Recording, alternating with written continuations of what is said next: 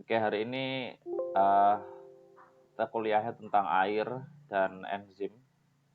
Semoga waktunya cukup. Minggu depan saya akan adakan kuis ya. Jadi uraian saja soalnya. Nanti saya akan kirim kuisnya melalui grup WhatsApp. Nanti tolong kalian kirim jawabannya lewat email ya, seperti kemarin. Baik, Pak. Oke, saya share dulu screen saya.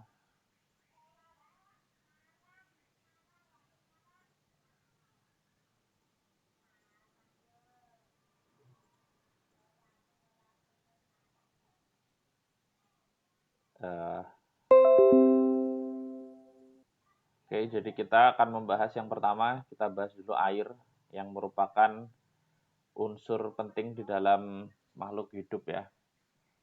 Air itu sebenarnya dia itu mengandung banyak sekali molekul-molekul H2O yang saling berinteraksi satu sama lain ya. Kalau molekulnya sendiri itu ini H2O ya, oksigen di tengah, kemudian ada 2 atom hidrogen yang berikatan secara kovalen. Nah, nanti antar satu molekul ini ketemu dengan molekul H2O yang lain, saling berinteraksi dengan menggunakan ikatan hidrogen. Nah, kalau di dalam makanan ya, bahan makanan, contoh seperti ini ada apel, ada burger, ada es teh. Apa yang membedakan antara ketiga ini adalah kandungan air di dalamnya. Kalau es teh ya dengan kandungan air yang 100%, dia berperan sebagai pelarut untuk tehnya, pelarut untuk gulanya, sehingga dia bersifat cair dan bisa diminum. Kalau di apel, dia juga mengandung air yang menyebabkan dia punya rasa tekstur yang segar dan juga enak ketika ditelan, mudah ketika ditelan. Kalau burger ini kecenderungannya dia kadar air atau kandungan airnya tidak sebanyak di apel, sehingga dia kecuali pada ini ya saladnya ya, itu mungkin di roti dan di daging patty-nya ini berbeda kandungan airnya, sehingga mempengaruhi persepsi tekstur di mulut kita dan juga bagaimana kita menelannya.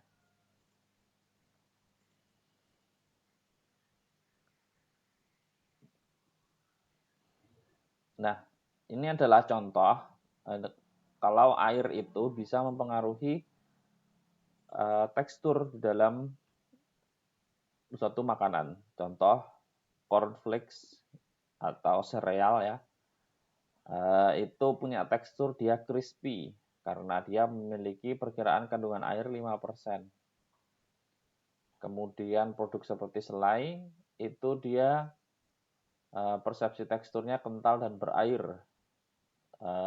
Perkiraan kadar airnya dia 80% di dalamnya. Jadi ketika kadar airnya tinggi, dia akan semakin cenderung berair ya. Kalau kue atau roti, dia memiliki kadar air yang sedang, yakni seperti 40%, 50%, sehingga dia punya persepsi tekstur yang lembut dan empuk. Beda lagi dengan keju, seperti keju parmesan atau keju cheddar ya. Dia ini kadar airnya di bawah dari kue, sehingga dia itu ada tekstur keringnya. Lalu daging ham, itu dia punya tekstur yang lembut dengan kadar air 20%, sehingga dia kering, tidak basah. Es krim ya, perbedaannya dengan es balok, kalau es krim ini dia tidak ada kristal es yang kasar, kristal esnya sangat lembut. Dan kemudian perkiraan kadar airnya sekitar 75%.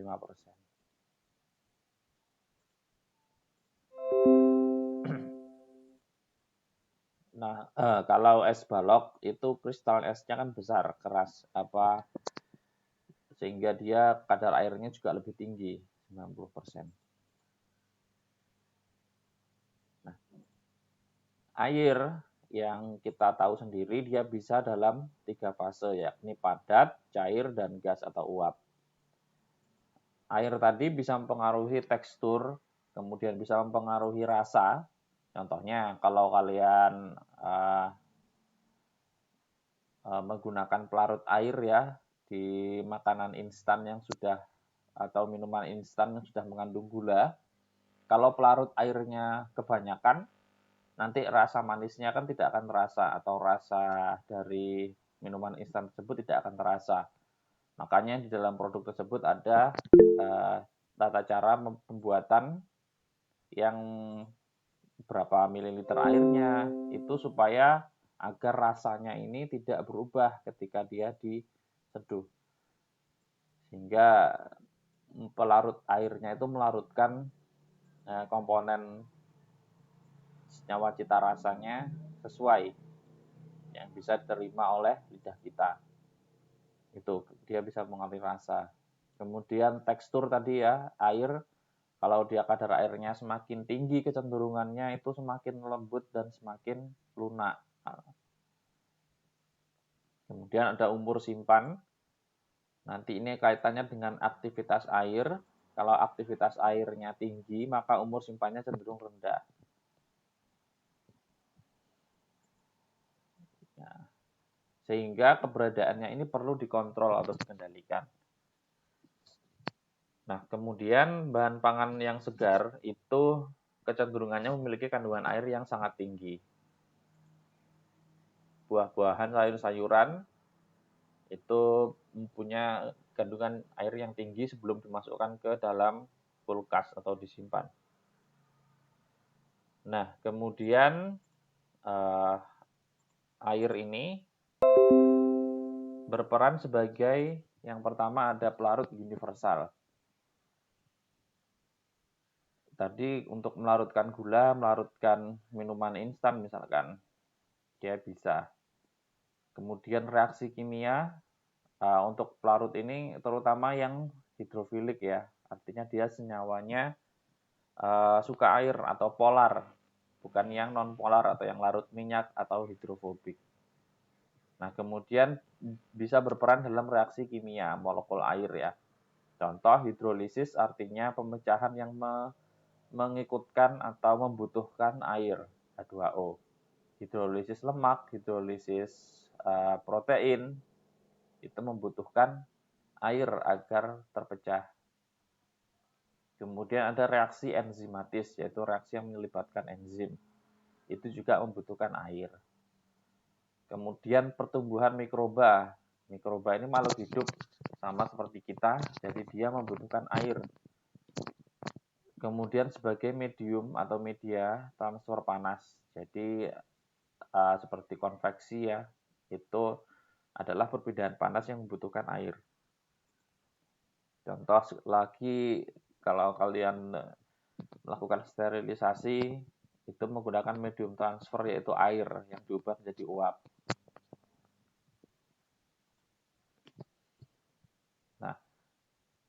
Nah, ini adalah beberapa contoh bahan pangan dengan kadar airnya. Kalau segar, seperti tomat, semangka, brokoli, nanas, cenderung tinggi. Kalau dia sudah diolah, seperti ikan goreng, kemudian roti, buah kering, susu bubuk, kecenderungannya dia kadar airnya turun.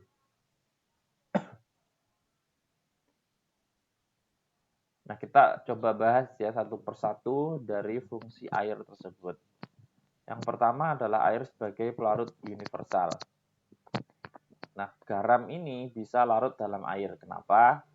Karena dia punya molekul natrium yang bersifat positif, kemudian dia bisa berinteraksi dengan ionik oksigen yang bersifat negatif, kemudian Cl atau klorinnya yang bermuatan negatif berinteraksi dengan hidrogennya dari air sehingga dia berikatan ionik.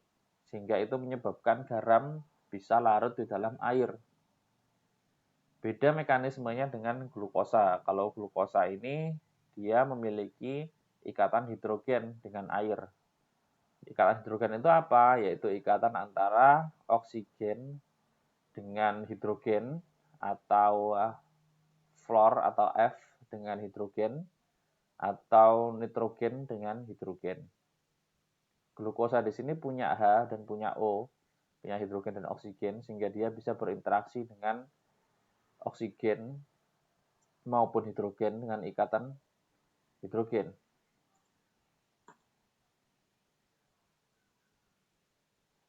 Nah, kemudian fungsi kedua adalah sebagai perannya dalam reaksi kimia. Yakni ini contohnya adalah reaksi hidrolisis, ya. Kita sudah belajar tentang protein. Kalau protein itu terdiri dari asam-asam amino, ya. Ketika asam-asam aminonya bergabung menjadi peptida atau bakal calon dari protein, itu keluar air. Airnya H2O ini keluar molekulnya. Nah, ketika dipisahkan, maka dia dibutuhkan H2O. H2O-nya ini dari mana toh? Dari sini. Dari oksigen dan hidrogen yang ada di sini. Kemudian di sini hilang kan? Dan kemudian satu hidrogen dari sini. Ini hilang kan? Ya, itu menjadi H2O. Nah, proses tadi penggabungan asam amino jadi peptida itu disebut sebagai sintesis polimer. Sehingga dia sifatnya akan melepas air, sehingga disebut sebagai dehidrasi. Kalau kalian dehidrasi, itu artinya kekurangan air atau kekurangan cairan, makanya minum. Kalau kalian habis lari, itu kan pasti haus, tubuh mengalami dehidrasi atau kekurangan air. Ini juga seperti itu, di dalam yang lebih kecil yaitu protein itu mengalami dehidrasi ketika dia bergabung antara asam amino dengan asam amino yang lain. Sebaliknya, kalau hidrolisis atau pemecahan, jadi protein tersebut ingin pecah dengan menjadi asam amino, maka ditambahkanlah air atau molekul air. Contoh lain adalah ketika glukosa itu berpolimerisasi atau bergabung dengan glukosa yang lain sehingga menjadi pati. Itu juga menghilangkan atau dehidrasi atau mengeluarkan air. Airnya dari mana? Dari sini. Dari di sini diambil satu gugus OH, kemudian hidrogen di sini satu diambil. Sehingga dia berikatan, H2O-nya lepas. Begitu juga di tempat yang lain. Nah, air sendiri itu molekulnya adalah H2O, di mana atom H dan O dihubungkan dengan ikatan kovalen. H ini memiliki muatan yang positif hidrogennya. Kemudian O ini memiliki muatan negatif. Selain itu tadi ya kita sudah saya sudah sampaikan bahwa air ini bisa membentuk ikatan hidrogen. Yaitu sebagai sifat ikatan hidrogen ini sebenarnya adalah efek dari sifat elektropositif. Tadi atom H kan sifatnya dia positif muatannya. Dan kemudian efek dari elektronegatif atom oksigen. Namun H2O, ikatan hidrogen ini energinya lemah, ya, hanya 10% dari ikatan kovalen. Sehingga ini yang menyebabkan air itu punya sifat bisa menguap, bisa membeku karena ikatan hidrogen ini. Kalau dia di atas 100 derajat Celcius, maka ikatan hidrogennya ini sebagian bisa putus, sehingga menyebabkan air berubah wujud menjadi uap.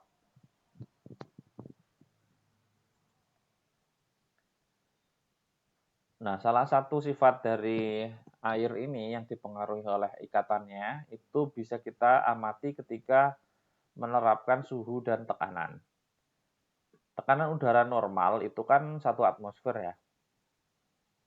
Kemudian suhu itu yang di sini bisa diubah-ubah. Ketika suhunya 100 derajat Celcius, ada yang namanya peristiwa perubahan fase dari liquid atau cair menjadi gas pada air. Ya, di sini. Namun ketika titik didihnya diangkat atau tekanannya diangkat menjadi misalkan katakanlah 1,5 atmosfer, maka suhunya juga akan meningkat untuk mendidihkan. Sehingga kita butuh suhu yang lebih tinggi untuk mendidihkan air tersebut. Begitu sebaliknya jika ketika diturunkan, maka suhu atau titik didihnya, perubahan fase dari cair ke gasnya dari air itu bisa turun. Ketika dibekukan, dimasukkan ke dalam kulkas, pada 1 atmosfer ini, maka ditemukan titik bekunya ada di 0 derajat Celcius atau freezing point ya, FP. Dari padat ke cair. Namun ya, ketika dia di bawah atau di titik namanya triple point ini, maka kita bisa menemukan bahwa ketika diturunkan tekanannya, itu semakin mungkin air tersebut berubah dari padat menjadi gas tanpa melalui fase cair terlebih dahulu, yang disebut dengan sublimasi. Nah, ketika tekanan diturunkan sampai ini, maka ini dimanfaatkan untuk membuat produk namanya freeze dryer, produk pengeringan beku. Contoh kalian kalau makan pop mie ya, itu ada sayuran keringnya, itu produknya diperoleh dari pengeringan beku ini atau freeze drying. Airnya diubah secara langsung tanpa melalui proses fase cair, langsung dari padat ke gas. Sehingga menghasilkan ruang yang berongga, sehingga ketika ditambahkan air panas, dia akan segera segar kembali. Nah, kemudian apa sih istilah dari air ini yang berhubungan dengan air? Ada yang pertama adalah kadar air, yakni adalah jumlah keseluruhan atau total air dalam suatu bahan, yang biasa dinyatakan dengan persen. Kadar air ini berbeda dengan aktivitas air. Nanti kita akan bahas. Kemudian ada RH atau relative humidity, yaitu merupakan kelembaban udara atau jumlah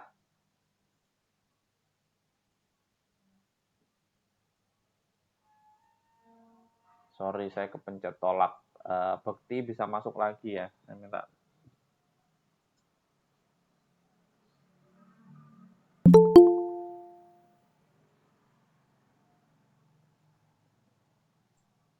Oke.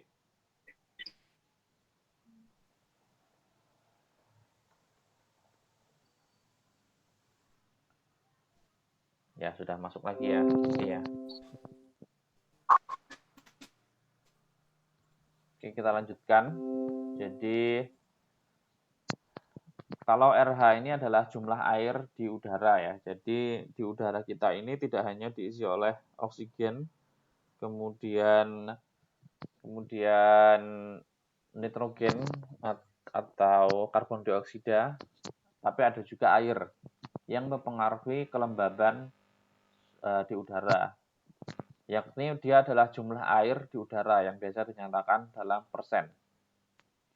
Ini menyebabkan kenapa kalau kita kadang-kadang ya kalau lagi kondisi akan hujan itu kita merasa gerah ya.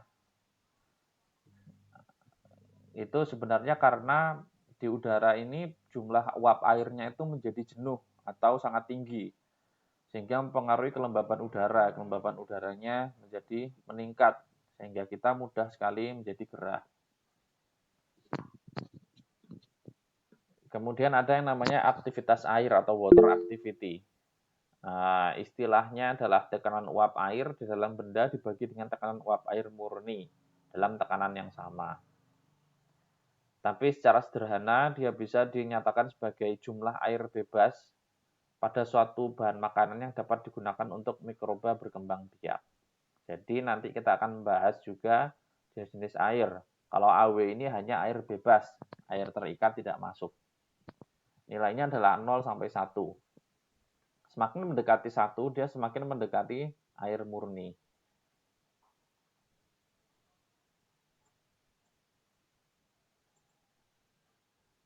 Nah, aktivitas air ini paling umum digunakan sebagai kriteria keamanan pangan. Kenapa? Karena aktivitas air ini sensitif terhadap pertumbuhan mikroba, bakteri, yeast, atau kamir, dan jamur itu beda-beda. Kemudian sensitif juga terhadap reaksi kimia seperti enzimatis, kemudian reaksi pencoklatan atau browning itu sensitif sekali terhadap aktivitas air. Air itu tidak terdistribusi secara merata dalam bahan pangan. Artinya dia punya keterikatan yang berbeda-beda. Ada yang air bebas dan ada yang air terikat. Kemudian aktivitas air ini indeks yang lebih baik daripada kadar air untuk pertumbuhan mikroba. Sehingga untuk menilai satu bahan tersebut nanti bisa awet atau tidak, itu bisa dinilai dari aktivitas air atau AW-nya. Nah, AW ini tidak punya satuan ya. Ingat, kalau tadi kadar air dan RH dia punya satuan persen, tapi kalau AW ini tidak ada.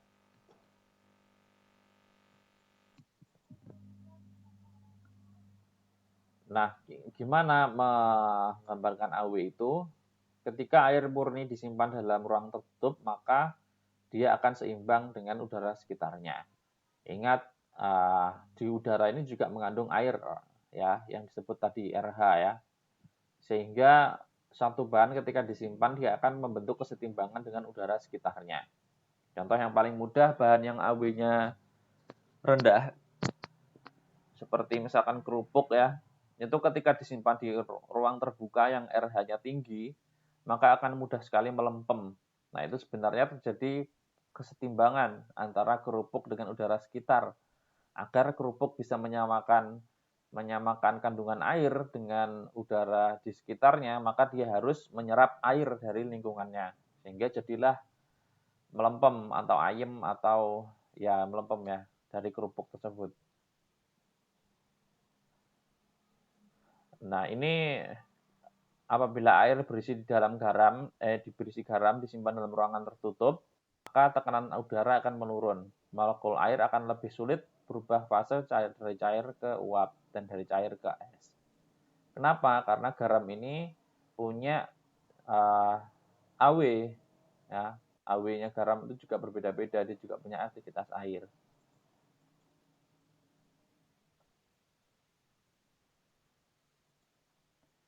Tadi ya, produk itu punya sifat menyeimbangkan atau membuat kesetimbangan dengan lingkungan sekitarnya.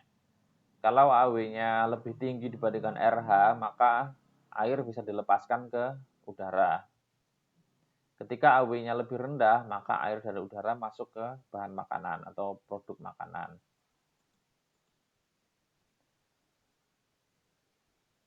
Nah, ini ya, jadi AW itu pada garam bisa beda-beda. Ini AW-nya, dan ini adalah garam-garamnya. Pada suhu yang berbeda, dia berbeda AW-nya. Sehingga kita bisa mengukur suatu bahan makanan dengan menggunakan garam jenuh ini untuk mengukur AW-nya. Bahan pangan yang disimpan pada larutan garam jenuh yang berbeda akan memiliki kadar air dan AW yang berbeda. AW akan membentuk kesetimbangan dengan RH di lingkungannya. Kondisi kesetimbangan tercapai apabila kadar air bahan tidak berubah lagi, artinya sudah tidak ada air yang keluar masuk dari bahan, sehingga tercapai AW sama dengan ERH per 100.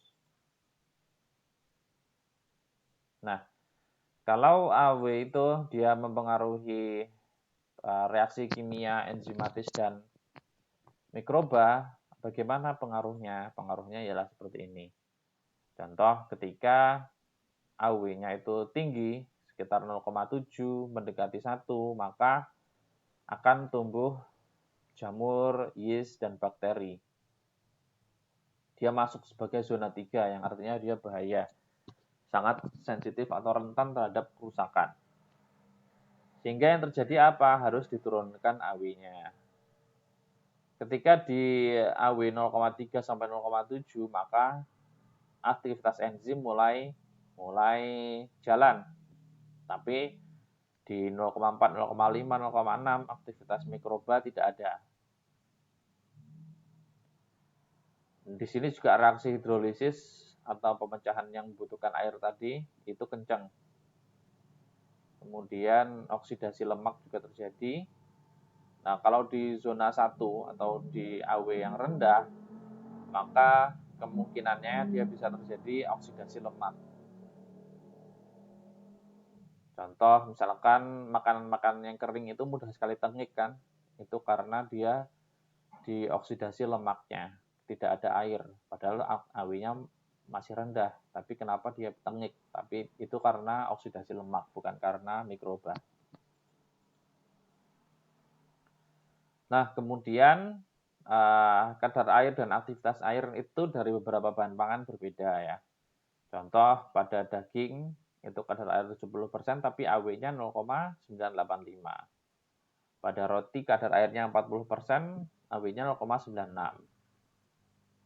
Dan seterusnya.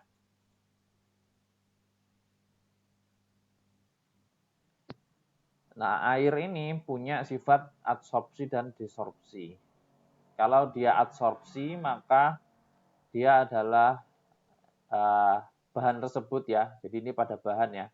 Bahan itu berbeda-beda punya sifatnya. Ketika dia diturunkan, dia bisa memiliki sifat seperti ini. Ketika proses desorpsi, itu adalah sebaliknya.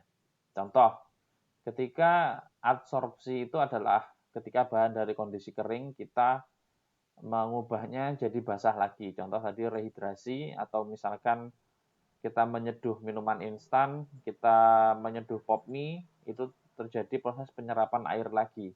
Maka dia kurvanya bahan akan mengikuti ini, adsorpsi, peningkatan AW-nya.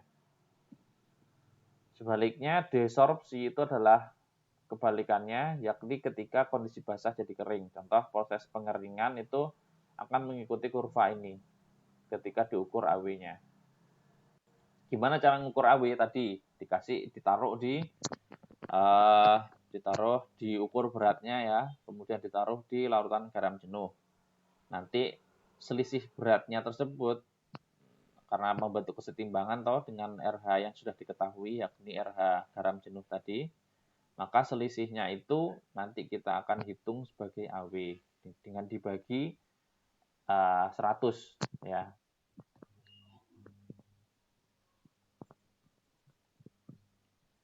Nah, kemudian ada tipe-tipe air, yakni air tipe 1 adalah air terikat yang sebenarnya, yakni ini adalah molekul-molekul air. Molekul-molekul air tadi yang masing-masing terikat dengan ikatan hidrogen, itu adalah air tipe 1 atau air terikat. Bisa juga antara air dengan karbohidrat, dengan protein, dan dengan garam. Nah, air tipe 1 ini sifatnya tidak bisa membeku, namun bisa dihilangkan dengan pengeringan sebagian.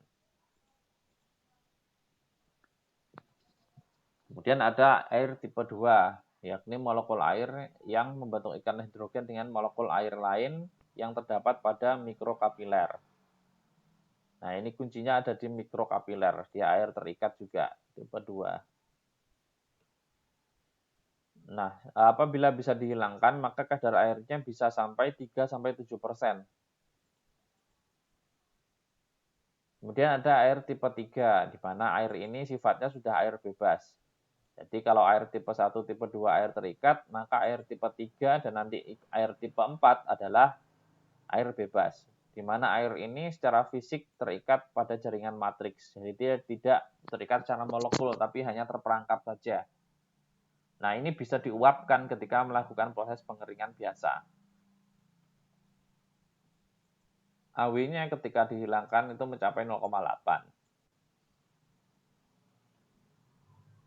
Nah, kemudian ada tipe 4 yang bersifat sebagai air murni, yakni dia adalah air yang digunakan sebagai pelarut atau bahan-bahan pangan yang bersifat cair ya. Itu adalah air tipe 4. Dia merupakan air bebas, yakni air tipe 3 dan tipe 4 menentukan AW. Oke, ada yang pertanyaan sampai sini sebelum saya lanjut ke enzim. Jangan lupa minggu depan akan ada kuis ya, uraian. Nanti saya bagikan melalui grup WhatsApp ya minggu depan. Minggu depan kalian kuliah lewat rekaman atau online? Silakan dipilih. Karena sambil kuis juga kan.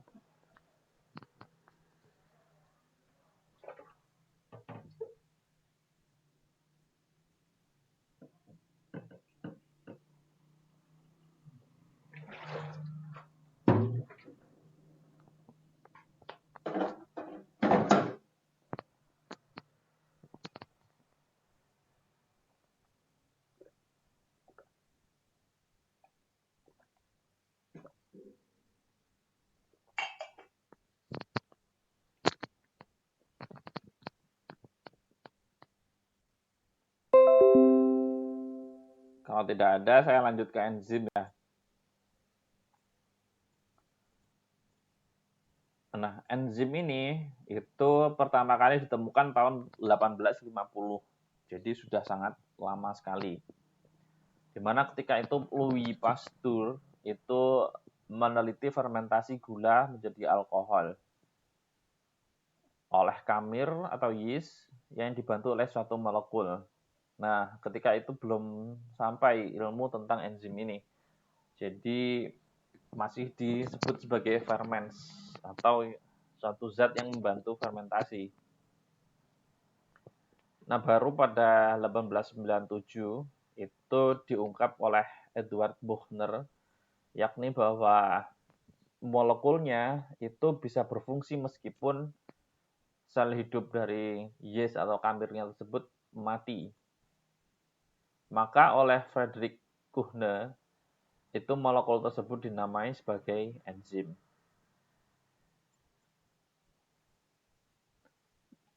Enzim ini sebenarnya adalah protein. Ya, kita sudah belajar tentang protein, di mana enzim ini adalah salah satu protein yang punya fungsi sebagai katalis atau mempercepat reaksi pada reaksi biokimia atau enzimatis. Contoh enzim ada heksokinase, ada fosfoglukoisomerase pada glikolisis, kemudian dehidrogenase dan hidratase.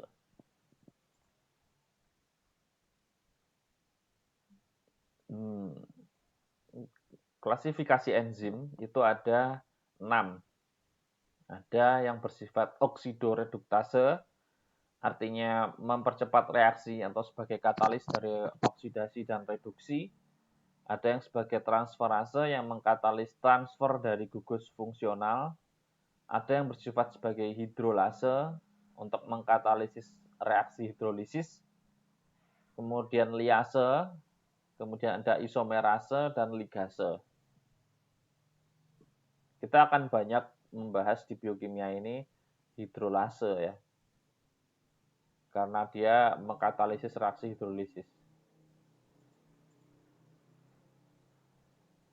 Penamaan enzim ini gampang, yaitu kalau enggak substrat plus ase, substrat protein namanya protease, substrat lipid namanya lipase, substrat selulosa jadi selulase, atau reaksi plus ase. Contoh reaksinya peroksidasi, maka enzimnya peroksidase.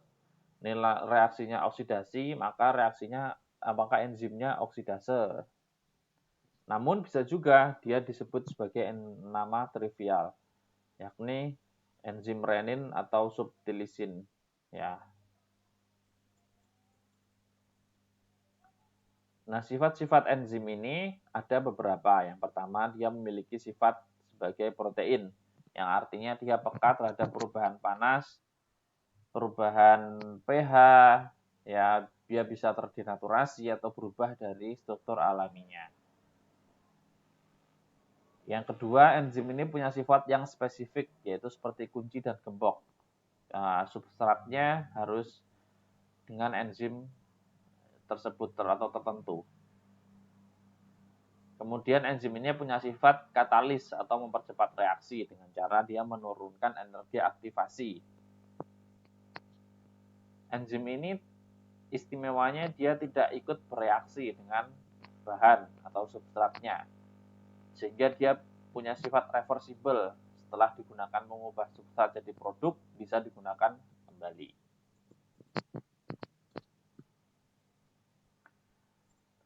Nah, struktur enzim itu seperti ini ya. Ada yang apoenzim dan ada yang haloenzim.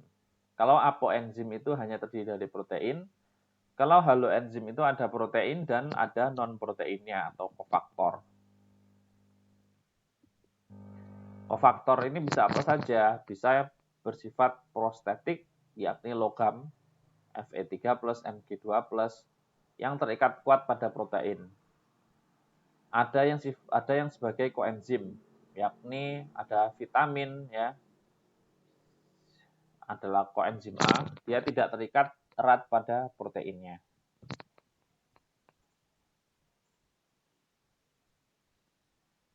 Definisi istilah sebelum mempelajari enzim, ada apoenzim, yakni bagian dari enzim yang hanya terdiri dari protein.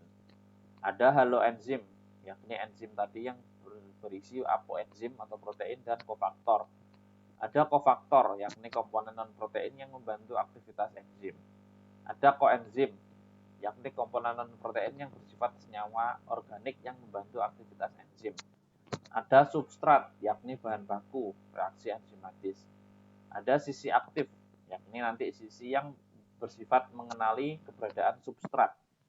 Ada sisi allosterik, yakni sisi yang mengatur aktif dan non-aktifnya enzim. Ini seperti saklar ya, sisi allosterik itu. Nah, kita bahas dari apoenzim. Ini adalah contoh apoenzim dengan sisi aktif, di mana substratnya di sini adalah sukrosa. Dia masuk ya, menempel di sisi aktif. Kemudian dengan bantuan air, kalau tadi ya, kalau hidrolisis maka membutuhkan air. Maka dia bisa terpecah menjadi glukosa dan fruktosa. Enzimnya kembali aktif lagi, tidak ikut bereaksi. Kalau haloenzim seperti ini, ada apoenzim, ada sisi allosterik yang mengaktifkan atau menonaktifkan, ada sisi aktif yang berinteraksi dengan substrat. Sisi allosterik nanti akan diaktifkan, saklarnya masuk atau baterainya lah ya, yaitu kofaktor. Tadi bisa logam, bisa koenzim, halo, ya masuk. Kemudian mengubah substrat menjadi produk di sisi aktifnya. Kalau haloenzim ini punya inhibitor enzim atau penghambat kerja enzim. Dia yang berpura-pura menjadi substrat dan berpura-pura menjadi kofaktor. Sehingga kalau berpura-pura sebagai kofaktor dia disebut sebagai inhibitor non-kompetitif. Tidak berkompetisi dengan substrat untuk menjadi produk. Kalau dia menyerupai bentuknya dengan substrat, maka dia disebut sebagai inhibitor kompetitif atau ya kompetitif, dia bersaing dengan substrat.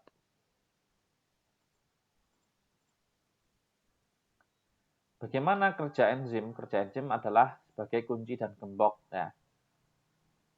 Kalau kuncinya pas dengan gemboknya, maka dia bisa terbuka. Begitu juga dengan enzim. Kalau substratnya pas dengan enzimnya, maka dia bisa berubah jadi produk. Enzimnya ini, substratnya ini sesuai berubah. Enzimnya ini, substratnya ini sesuai berubah jadi produk.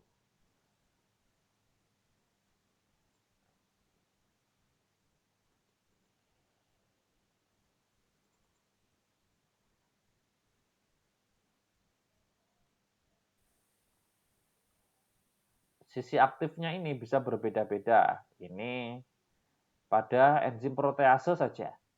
Pada tripsin, kemotripsin, dan elastase ini punya sisi aktif enzim yang beda-beda. Ini enzimnya, ini peptidanya. Ini enzimnya, ini peptidanya, ini enzimnya, ini peptidanya. Enzim tripsin itu fokus untuk memotong lisin dan arginin dengan sisi aktif yang dalam dengan bermuatan negatif. Chymotrypsin itu fokus memotong asam amino triptofan, fenilalanin, dan tirosin dengan sisi aktif yang berbentuk atau memiliki sifat nonpolar atau hidrofobik. Enzim elastase ini fokus untuk memotong alanin dan glisin. Dia punya sisi aktif yang dangkal dan kemudian sifatnya nonpolar.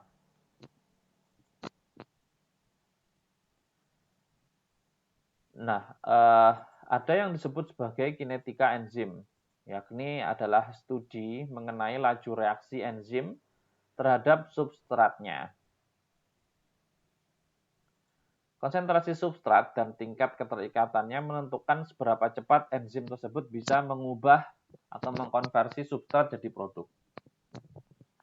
Fasenya adalah seperti ini, enzim atau E, substrat atau S, bertemu, berikatan jadi ES, kemudian dikonversi jadi enzim produk atau EP. Kemudian dipisah enzim dan produknya.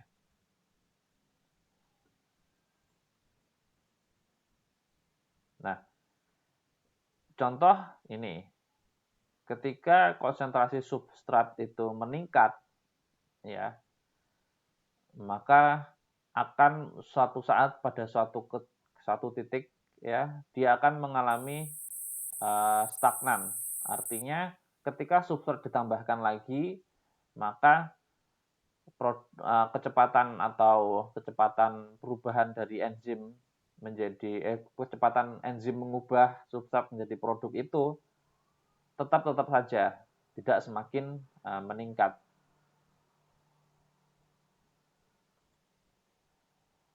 Nah, ini kalau yang sebelah ini ya, itu ketika fungsinya ini diubah jadi seper ya. Kalau ini kan V0. Kalau misalkan kita tambahkan seper V0, maka kan tambahkan 1 per kan juga berubah. 1 per Vmax per 1 per Km plus S. Jadi seperti ini. Sehingga bisa grafiknya diubah menjadi seperti ini. Sehingga ditemukan slope yaitu Km per Vmax atau kecepatan maksimum dari enzim. Sehingga nanti bisa menentukan konstanta atau Km yang ditemukan oleh Michaelis-Menten untuk menunjukkan konsentrasi substrat ketika kecepatan reaksi enzim mencapai setengah kecepatan maksimum. Apabila nilai Km-nya rendah, maka artinya enzim tersebut memiliki keterikatan yang tinggi terhadap substrat. Ketika Km-nya tinggi, maka enzim tersebut punya keterikatan yang rendah terhadap substrat.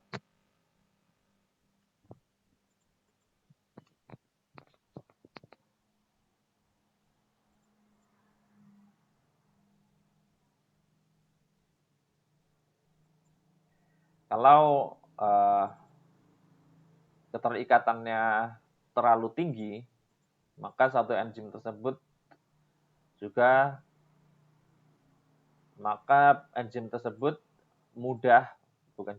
mudah mengubah substrat menjadi produk. Kalau keterikatannya tinggi, artinya nempel terus enzimnya dengan substrat, kan susah dipisahnya juga, diubah menjadi produk. Nah, sekarang kita coba bahas tentang inhibitor. Inhibitor ini adalah penghambat kerja enzim tadi ya. Ada yang sifatnya kompetitif dan sifatnya non-kompetitif. Kalau kompetitif dia mirip dengan substrat, dia mengikat atau terikat menempel pada sisi aktif enzim, maka nanti dia bersaing untuk berikatan dengan sisi aktifnya. Kalau dia unkompetitif, maka dia mengikat pada kompleks enzim substrat, yaitu enzim sudah berikatan dengan substrat, inhibitor ini mengikat pada sisi yang lain. Nah, kemudian ada inhibitor non-kompetitif yang tadi sudah saya terangkan, berikatan ke sisi allosterik atau sisi kofaktor.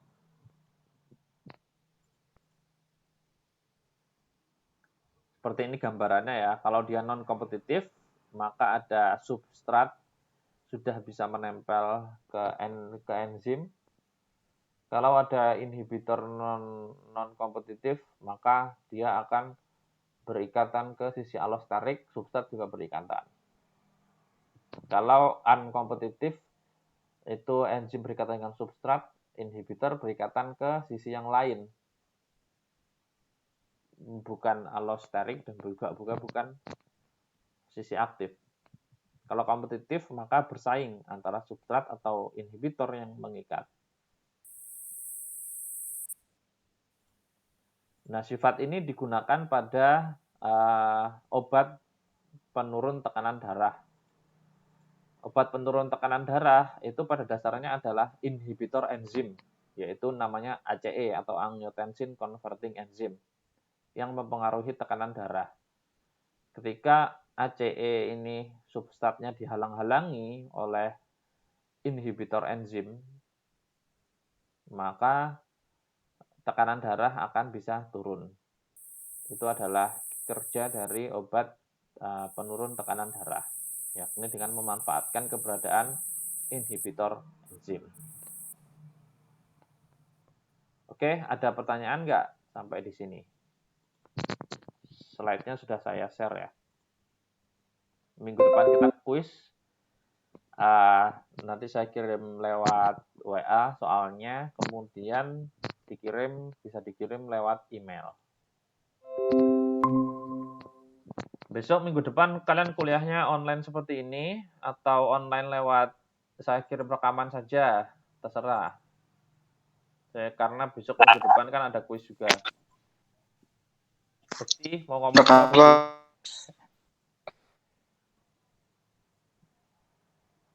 Halo?